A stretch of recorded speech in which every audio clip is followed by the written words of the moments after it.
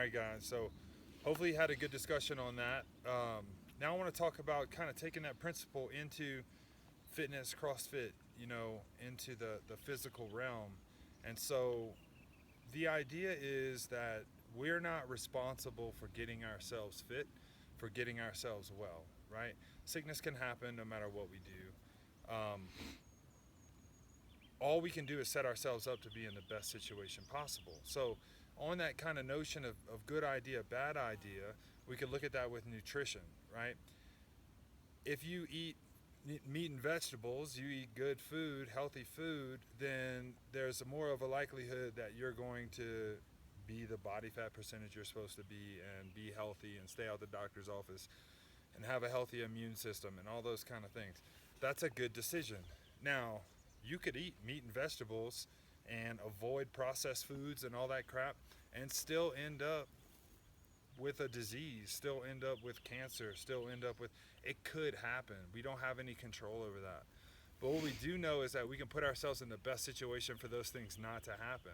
All right? Because if we make bad decisions, so we're eating like Snickers for dinner and potato chips and processed food and all that kind of stuff, then we're really setting ourselves up to be ill. We're setting ourselves up for chronic disease. We're setting ourselves up for a lot of problems down the line. Now, it's true somebody might eat that way and never get sick, but we have to look at most people. And by far, most people are going to be well if they eat this way, and they're going to be sick if they eat this way, right? We're seeing it all around us. And in exercise, it's the same thing, except I wanted to add one little notion is this idea that all the muscle that I have on my body, all the fitness that I have, all the wind I have, and my ability to go when my heart's beating out of control, and all that stuff, I didn't do any of that. I just put myself in the best position for that to be done for me. Now, this is kind of nuanced, but I really think it's important, so I'm just going to explain it a little bit further. But the idea is that, when I work out, I don't get stronger. I actually get weaker. If you do 100 push ups every hour, you're actually going to break yourself down until you're no good anymore because your body can't recover that fast. You have to actually do what you're supposed to do and then back off. And when you back off, you fuel yourself correctly, you rest, you do those things, something else is going on. There's something putting me back together stronger than I was the day before. That is not me. I can't sit there and be like, muscles grow. Like, I don't control that. I just set that up. I do what I'm supposed to do, and I have this faith that that's going to happen. I can't look at my belly and be like, fat melt, and just sit there and strain and melt fat. I can't do that. There's something else going on. There's something bigger, higher power idea that's going on outside of me. There's a law that's operating outside of me that says that if I make these decisions, I'm setting myself up for these things to happen down the path. So, am I responsible for losing 30 pounds of fat?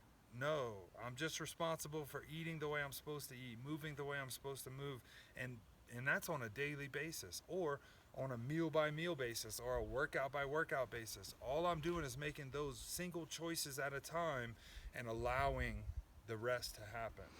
A lot of people fail out the gym. A lot of people fail out of AA. A lot of people fail out of recovery because they're looking at the end result and they want it, want it, want it, want it, want it. The only way to get it is to stop looking at it. It's kind of like the only way to have something is to let it go. It's this crazy like spiritual conundrum, but we know from hearing people and from our own experiences that it is the truth. I have some things I want out of life. I have some things, some desires deep inside of me. And I catch myself trying to grasp onto things to try to get there. But I know as soon as I do that, I'm miserable. I'm not free anymore. And I prefer to be free and not get to where I want to go because wherever I end up living that way is going to be a good place. Versus me trying to manipulate and me trying to make things happen to try to get the outcome that I am desiring. My trust in the only thing that I know to do is what the next right thing is. You guys are about to work out. That's the next right thing. The next right thing after that is going to be to get some good nutrition in your body so that your body can start putting itself back together and so that law can operate. That's going to make sure that you're better the next day than you were the day before. That same law works in the opposite direction, right? So if you make the choice not to work out, not to exercise, not to stretch, not to use your body, you'll make the choice not to fuel your body correctly, you're going to go backwards. You're going to go downhill. You're going to end up in an undesirable state, most likely. All right? So that law, it's not, a lot of us had problems with God because like we didn't understand how we wanted to lose weight, but we couldn't lose weight. Or we wanted to stop drinking, but we couldn't stop drinking. And then we start to realize through this experience, it doesn't work like that. You have to make these decisions earlier on, and then you start to receive that strength and power that you didn't have before, right? The universe doesn't give you what you want if you're a piece of shit. It can't, because it can't bless that. It can't give you that because you won't change. So the goodness that we're looking for, the adaptation we're looking for, it follows those daily decisions. So you guys are making a good decision today.